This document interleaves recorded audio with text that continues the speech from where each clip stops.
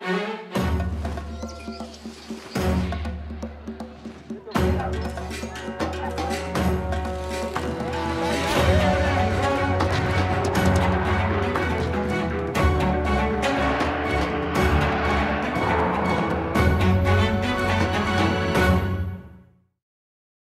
colônia, vivemos o ciclo do pau-brasil, do açúcar e do ouro, todos voltados ao mercado externo. Com a vinda da família real portuguesa e a independência, tivemos tesouro, fazenda, banco e constituição. Enquanto o mundo viveu duas revoluções industriais, o Brasil continuou baseado em latifúndios, exportação e trabalho escravo. Agora, no ciclo do café, a escravidão foi abolida e 1 ano depois chegou a República e as promessas de grandes mudanças. A economia mudou pouco até 1929, quando o mundo quebrou. Com a Grande Depressão, o poder econômico e político mudava de mãos.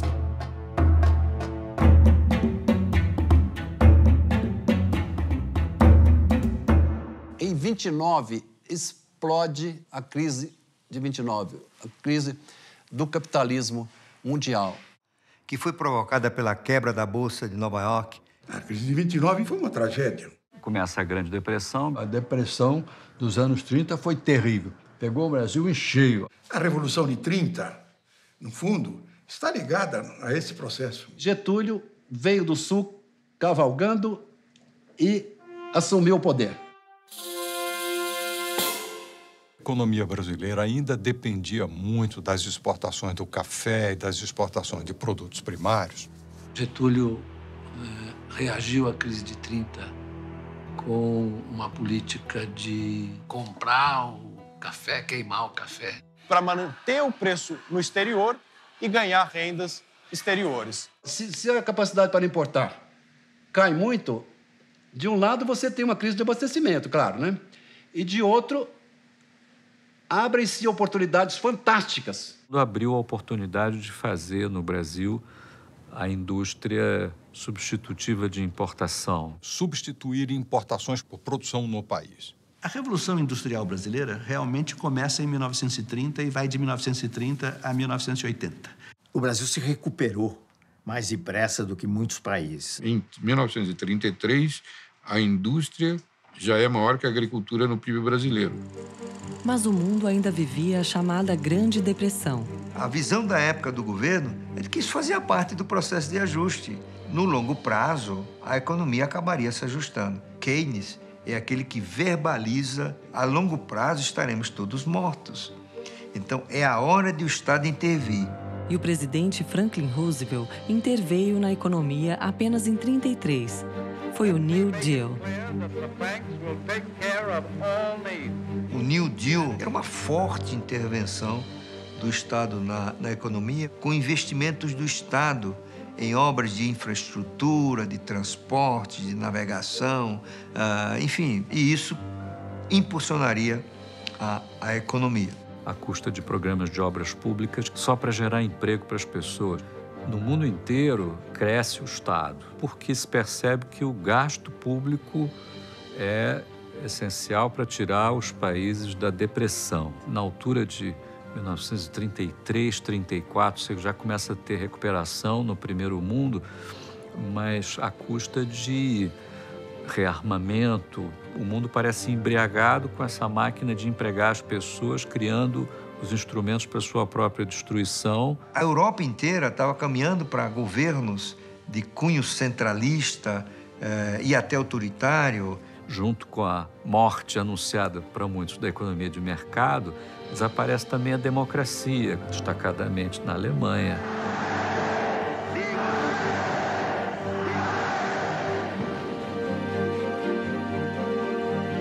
Vários regimes autoritários surgem no mundo inteiro, também na Itália e no Brasil. O Estado brasileiro deixou de ser um Estado liberal oligárquico para ser um Estado desenvolvimentista, ou nacional desenvolvimentista, como se falava, a partir de 1930. Quer dizer, o Vargas, em 37, ele golpeia, né? Ele golpeia e nasce um Estado Novo. Crescentemente, a postura intervencionista do varguismo vai aumentando. Ele criou aqui no Estado Novo, que era fascista, o parafascista. Mas aí veio a guerra de 39, em 45. A Segunda Guerra Mundial. Meanwhile, the Allied strategic air assault on Fortress Europe went on with ever-mounting power. Day and night, the Allied air forces sent their bomb cargoes into the vitals of Hitler's self-proclaimed kingdom. Targets, factories, aerodromes, synthetic fuel plants, crude oil. Os países industriais já não tinham como produzir bens industriais. E o Brasil continuou suprindo as potências do eixo. O que deu espaço para a indústria brasileira também, não é, se expandir nesse período. Muitas coisas estatais foram criadas nesse período e a semente de outras coisas que viriam depois também. O PIB e a indústria cresceram no regime autoritário de Getúlio Vargas. Isso ele combinou com um ingrediente importante que foi o populismo. Havia uma população urbana, operária, e que poderia ser atraída para a sustentação do governo. E aí se criou todo um aparato institucional de ganhos para o trabalhador. Você teve uma série de legislações que foram sendo implementadas ao longo dos anos 30, que acabou na consolidação das leis do trabalho em 1943. Foi uma cópia da Carta del Lavoro, italiana do Mussolini. O salário mínimo foi instituído no Brasil em 43. Se tinha um número máximo de horas trabalhadas. Garantias de férias, impedir o trabalho de menores, regular o trabalho das mulheres. Ele criou uma reestrutura das relações de trabalho, os sindicatos. Mas sempre sob a tutela do Estado. Os sindicatos controlados pelo governo, os dois lados, empresarial e de trabalhadores. Bom, criou uma máquina de ligação de clientelismo entre os sindicatos e o governo. Um sindicato único, reconhecido pelo Estado. Um imposto sindical fazendo com que o sindicato dependa do Estado de alguma forma. E o governo dando dinheiro e controlando tudo isso. Uma coisa bastante discutível, porque houve um atrelamento do sindicato ao Estado. E depois a manipulação política do sindicato para o partido que domina o governo, ou do qual o governo provém.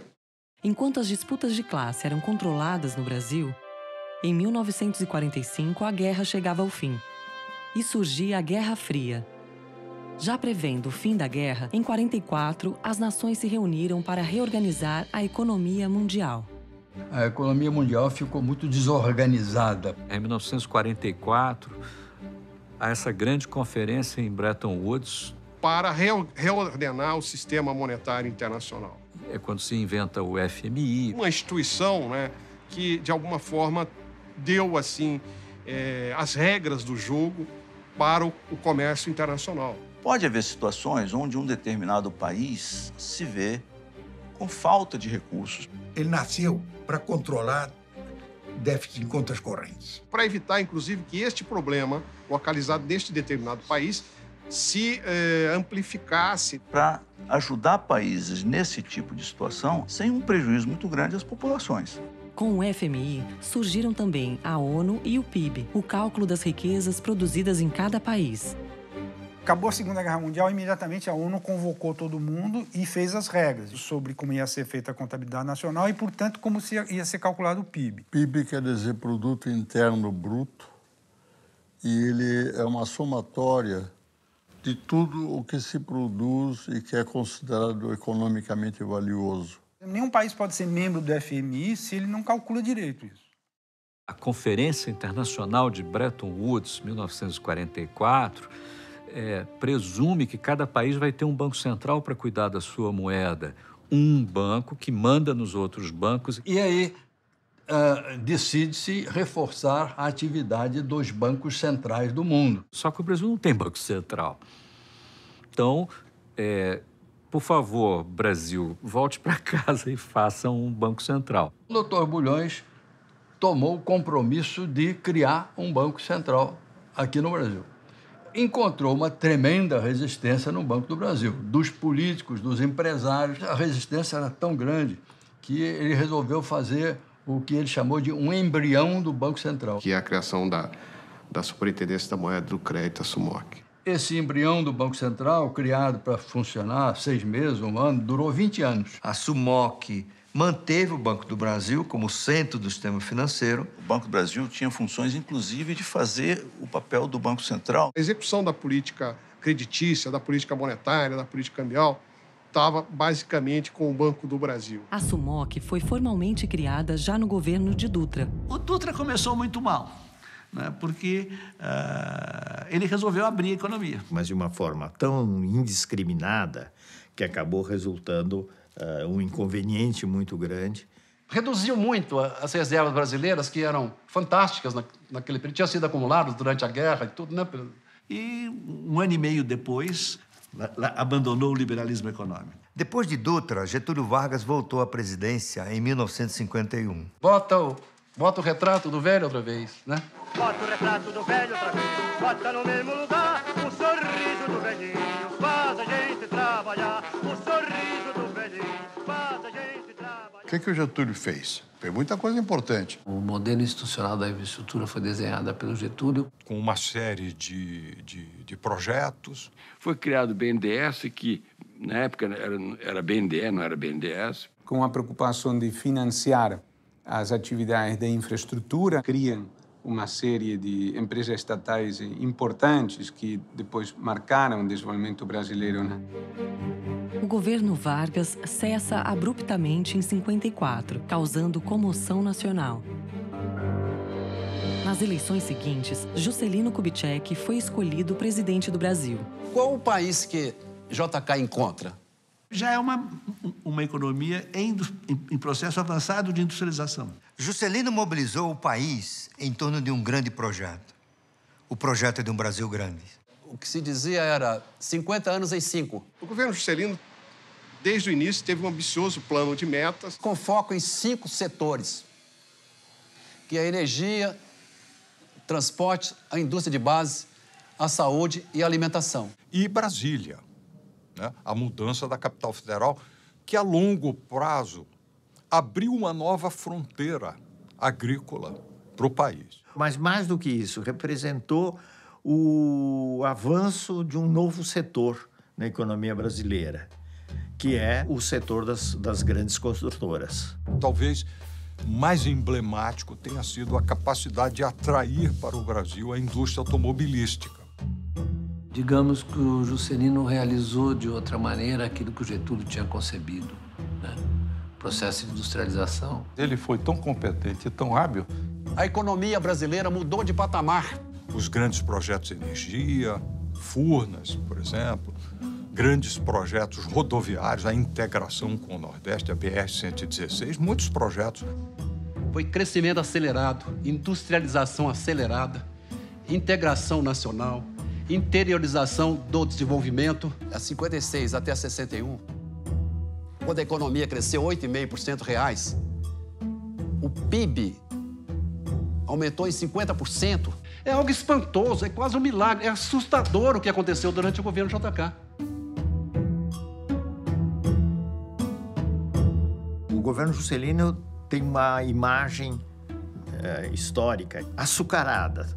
Tudo deu certo, inovação na música, otimismo. O florescimento das artes no período JK. O bicampeonato de 58 e 62, quando, nas palavras de Nelson Rodrigues, o Brasil abandona o chamado Complexo de Vira-Latas. O período ficou conhecido como Anos Dourados. Os Anos Dourados eram também o início da era espacial no mundo. E no Brasil, marcava o início de graves problemas.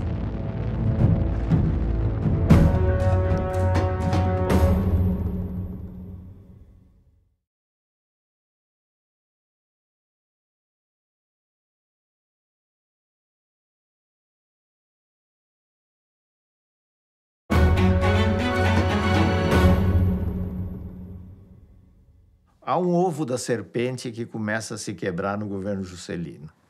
A maior crítica que é feita a JK e a seu governo é econômica. JK é o pai da inflação. Brasília é a matriz da inflação brasileira, né? Disse isso, né? A sociedade viu o país começar a crescer sem ter que apertar o cinto e ficou eufórico.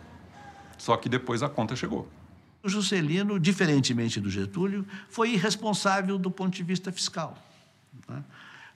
Ele resolveu construir Brasília e não tinha dinheiro para isso. Ele deixou uma herança de uma conta muito grande a ser paga. A inflação ficou muito assanhada mesmo. Uma das forças que impulsionam a inflação é a gastança excessiva do governo. Antes de 64, você aprovava às vezes 10, 11 vezes os gastos do que o orçamento podia suportar.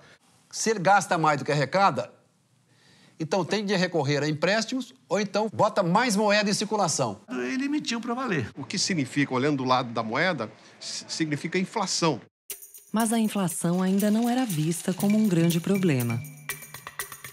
Quando a inflação chegou a 2 dígitos, nos anos 40, começaram a ter as teorias que a inflação era indutora do crescimento econômico. Era o debate entre estabilidade e crescimento. Parecia que para crescer tinha que continuar volátil, instável e em crise, né? E que estabilidade ia levar à estagnação. Ao combater a inflação, você tomaria medidas que produziriam uma redução do crescimento, como uma redução do gasto público ou uma elevação da taxa de juros, e que isso aí eram medidas recessivas. Muita gente acreditou nessa lorota. A inflação que é uma maneira pela qual você vai tirando o valor de quem tem a moeda nas mãos. Cada unidade monetária que você tem na mão, cada vez compra menos. A inflação é um imposto sobre o pobre. É colocar a mão no bolso de cada cidadão brasileiro, corroendo o poder de compra da renda dos brasileiros. Então, o governo, na verdade, com a inflação, retira o poder aquisitivo da população, se apropria dele de uma forma traiçoeira. Inflation was a kind of tax on everybody that took away savings, but it wasn't one that was voted on by the public. Alguém que diga que o imposto sobre o pobre deve ser a base do progresso de uma nação é um pervertido, entendeu? Devia estar preso. A conta foi entregue a Jânio Quadros, que achou mais urgente proibir maiôs nos concursos de Miss, biquínis nas praias e o lança-perfume nos bailes de carnaval. O Brasil estava vivendo desequilíbrio fiscal e crise inflacionária. Setor externo desarrumado, balanço de pagamento desequilibrado, a inflação em alta. A bomba caiu no colo do sucessor e, de certa maneira, isso preparou o terreno para o golpe militar de 64. Que era o período da Guerra Fria. Então, havia o princípio de estabilidade política, não só no Brasil. Nas décadas de 1940, 50 e 60, diversos países se tornaram independentes. No mundo inteiro, essa disputa de áreas de poder, de influência entre União Soviética e Estados Unidos se projetava nos países, né? Em 1959, nós temos a Revolução Cubana.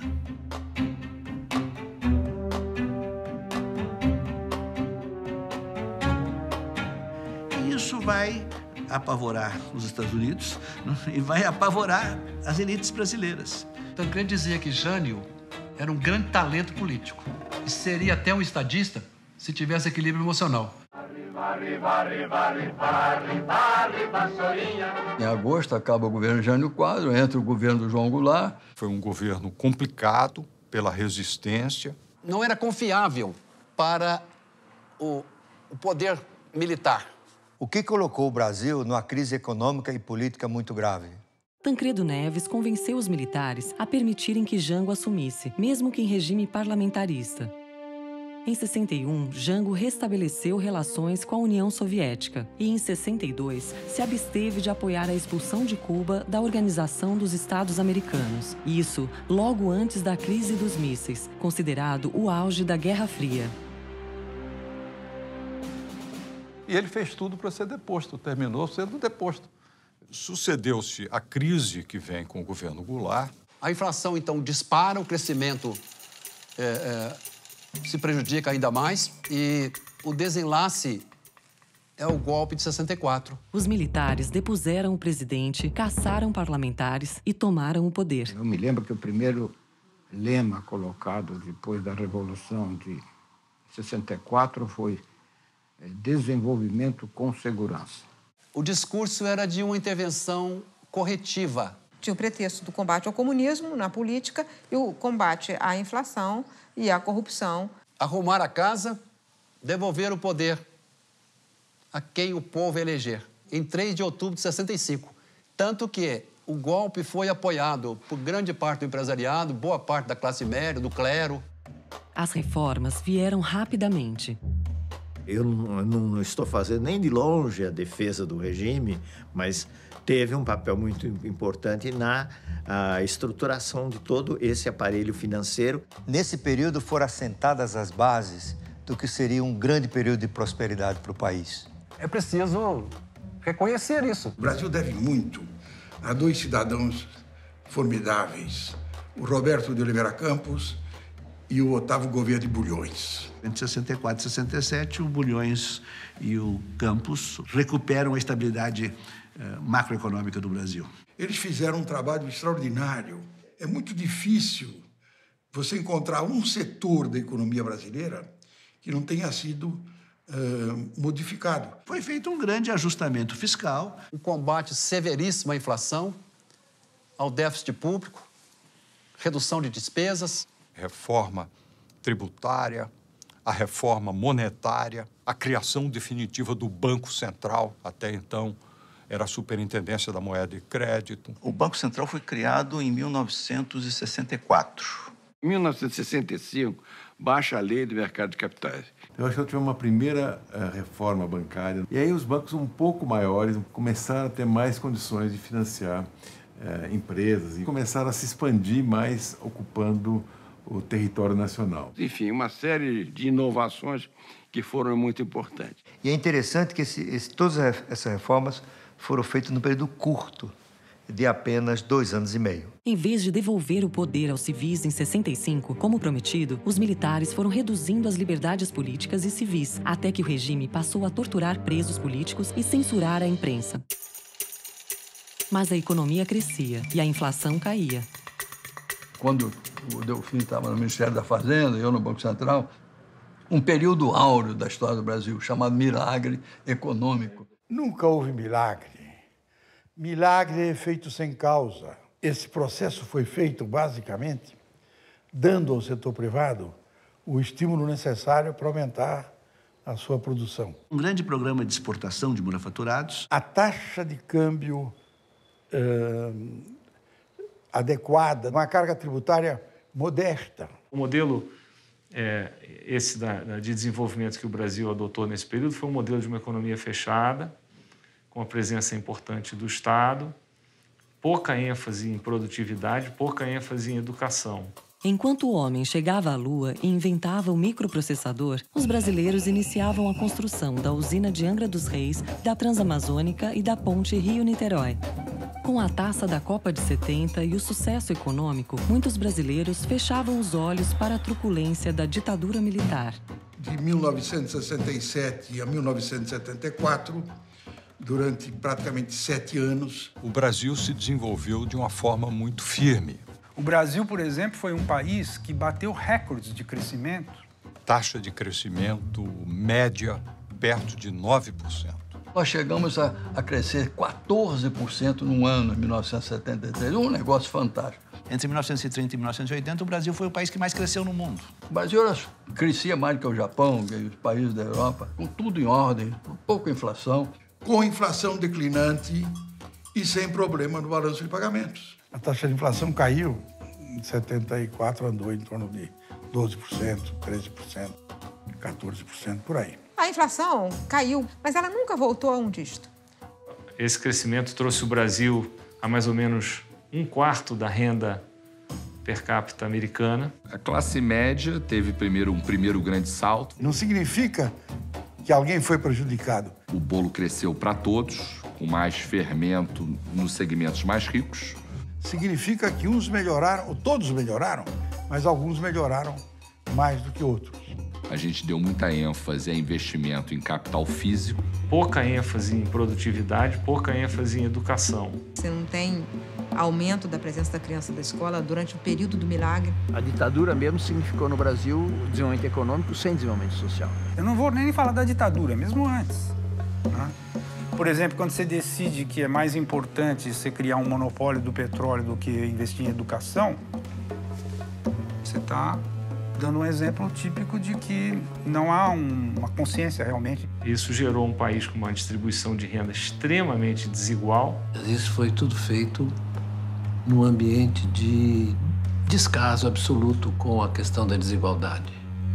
A desigualdade aumentava e as liberdades diminuíam, enquanto o sonho de ser grande se concretizava. Mas a economia também estava prestes a ruir.